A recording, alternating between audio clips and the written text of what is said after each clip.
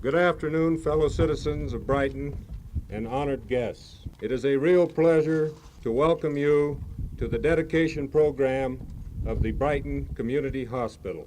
I consider this one of the greatest and momentous occasions in the history of our little town. For today, we are going to dedicate, and which you will later be open for inspection, one of the finest and best equipped hospitals in the state of Colorado.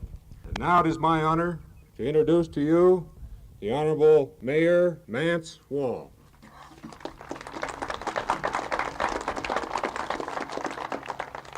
Thank you very much, Mr. Sayre. Distinguished guests, ladies and gentlemen, on behalf of the city of Brighton, it gives me a great deal of pleasure to welcome all of you to this dedication of our wonderful new hospital.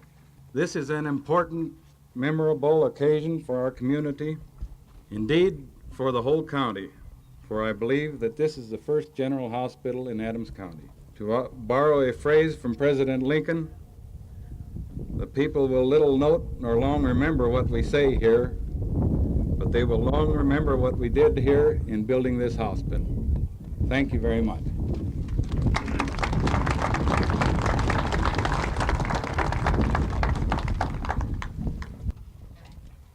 Peterson has just got up with the cornerstone in a tin box.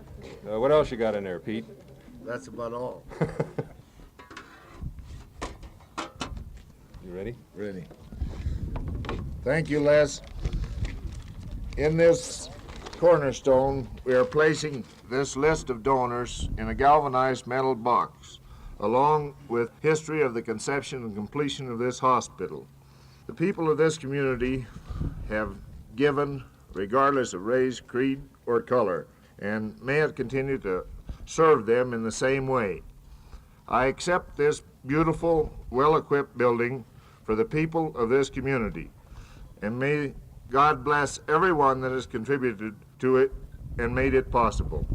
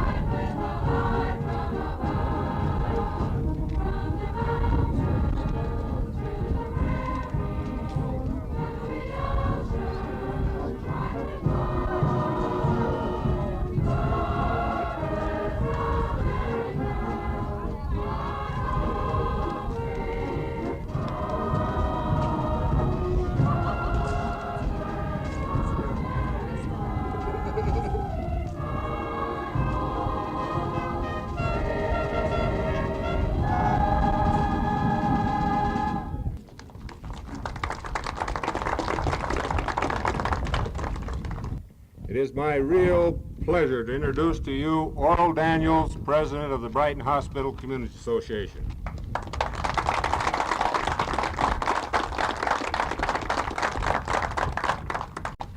Thank you, Les. Distinguished guests, ladies and gentlemen. Let me join in welcoming you to the first private general medical surgical hospital in Adams and Southern Well counties, and to Colorado's first two-stage hospital nursing home medical unit to be licensed under one roof. 71 beds to care for our sick, our injured, and our elder citizens.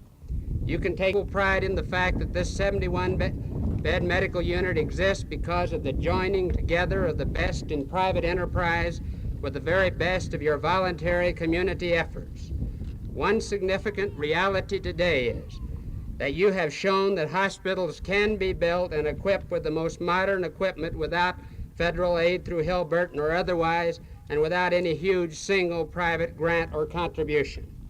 On Friday afternoon, April 3, 1959, 1 year, 1 month, and 10 days ago, the people of this community gathered here for the formal groundbreaking ceremonies. Before and since that eventful day, you have been engaged in an intense, determined, organized, cooperative, and challenging effort to achieve and complete this excellent community medical facility. In the United States today, There are many thousands of cities, towns, and communities as large or larger than Brighton. Yet there are less than 7,000 licensed general medical surgical hospitals in the United States today.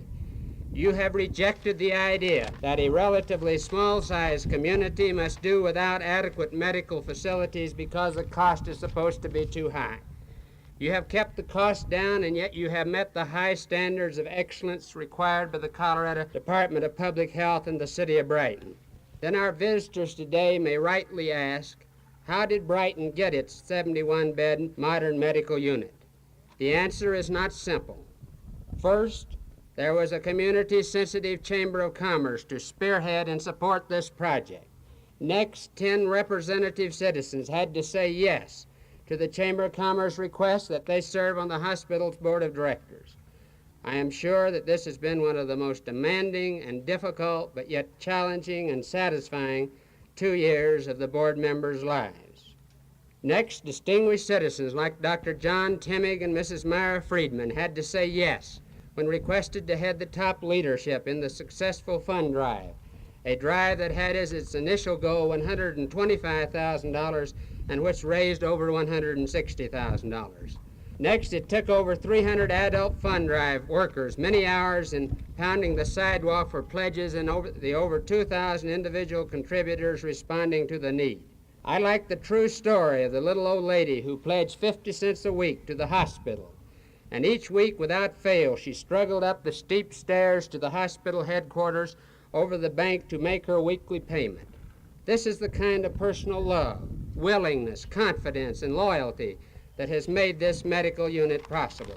It took Lewis Johnson and Felix Moreski, 2 men of sterling character, of imagination, and of great faith, coupled with building skill and business know-how to build this medical unit. It took the confidence and the trust of a man like Ed Kessler to finance this building. It took legislative help of our own Senator Wells, Representative John Kane, Andy Lucas, and legislative friends like Charles Conklin and Majority Floor Leader Bob Allen. It took the advice and patience of the people of the health department and the enthusiastic support of our city and county officials. It took the backing and ever-helpful suggestion of our own distinguished physicians. How did Brighton get its hospital? Because men and women believed in an almighty and an ever-helping God, and because that God has seen fit to bless us so that we may help others. For my colleagues on the board of directors and personally, with deep humility in my heart and mind, I thank you for your help and confidence and for permitting us to serve with you in this movement. Thank you.